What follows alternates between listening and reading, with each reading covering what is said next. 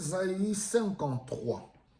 Je vais juste prendre le plaisir de vous lire Ésaïe 53. Et vous pouvez aussi, par après, lire Marc chapitre 15, faire le lien entre Ésaïe 53, nous sommes vendredi saint. Voici ce que nous disent les Écritures. Qui de nous a cru la nouvelle que nous avons apprise? Qui de nous a reconnu que le Seigneur était intervenu, car devant le Seigneur, le serviteur avait grandi comme une simple pousse, comme une pauvre plante qui sort d'un sol desséché. Il n'avait pas l'allure ni le genre de beauté qui attire les regards. Il était trop effacé pour se faire remarquer. Il était celui qu'on dédaigne, celui qu'on ignore, la victime, le souffre-douleur. Nous l'avons dédaigné, nous l'avons compté pour rien, comme quelqu'un qu'on n'ose pas regarder. Or, il supportait les maladies qui auraient dû nous atteindre. Il subissait la souffrance que nous méritions, mais nous pensions que c'était Dieu qui le punissait ainsi, qui le frappait et l'humiliait. Pourtant, il n'était blessé que du fait de nos crimes. Il n'était accablé que par l'effet de nos propres torts. Il a subi notre punition et nous sommes acquittés. Il a reçu le coup et nous sommes épargnés. Nous errions tous ça et là comme un troupeau éparpillé. C'était chacun pour soi, mais le Seigneur lui a fait subir les conséquences de nos fautes à tous. Il s'est laissé maltraiter sans protester, sans rien dire, comme un agneau qu'on mène à l'abattoir, comme une brebis devant ceux qui l'attendent. Verset 8. On l'a arrêté, jugé, supprimé, mais qui s'est soucié de son sort? Or, il était éliminé du monde des vivants. Il était frappé à mort du fait des crimes de mon peuple.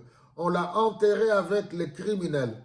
Dans la mort, on l'a mis avec les riches, bien qu'il n'ait pas commis de violence, ni pratiqué la fraude. Mais le Seigneur approuve son serviteur accablé et il l'a rétabli. C'est lui qui avait offert sa vie à la place des autres. Son serviteur aura des descendants et il vivra longtemps encore. C'est lui qui fera aboutir le projet du Seigneur. Après avoir subi tant de peines, dit le Seigneur, mon serviteur verra la lumière de la vie, il en fera l'expérience parfaite. Les masses humaines reconnaîtront mon serviteur comme le vrai juste, lui qui est chargé de leurs fautes. Lui qui s'est chargé de leurs fautes. C'est pourquoi je le place au rang des plus grands. C'est avec les plus puissants qu'il partagera le butin, car il s'est dépouillé lui-même jusqu'à mourir. Il s'est laissé placer au nombre des malfaiteurs. Il a pris sur lui les fautes des masses humaines et il est intervenu en faveur des coupables. Waouh! Jésus-Christ arrêté, humilié, frappé, oui, en public, il est mort. Mais Dieu, dans sa bonté, ne pouvait pas le laisser, oui, dans le séjour de mort. Quel renversement de situation! 3 jours après, Jésus sort du tombeau victorieux. Pâques, c'est célébrer la victoire de Jésus-Christ sur la mort. C'est le passage de la mort à la vie pour toi et moi. Que son nom soit loué, que son nom soit glorifié, que son nom soit célébré.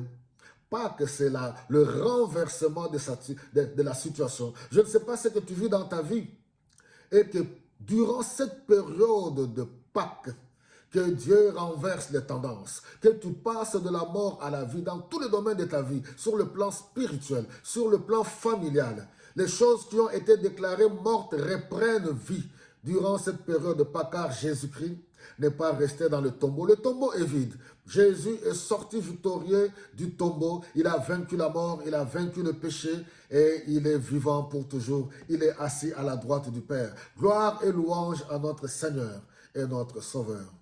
Peuple de Dieu, réjouissons-nous. Jésus est vivant.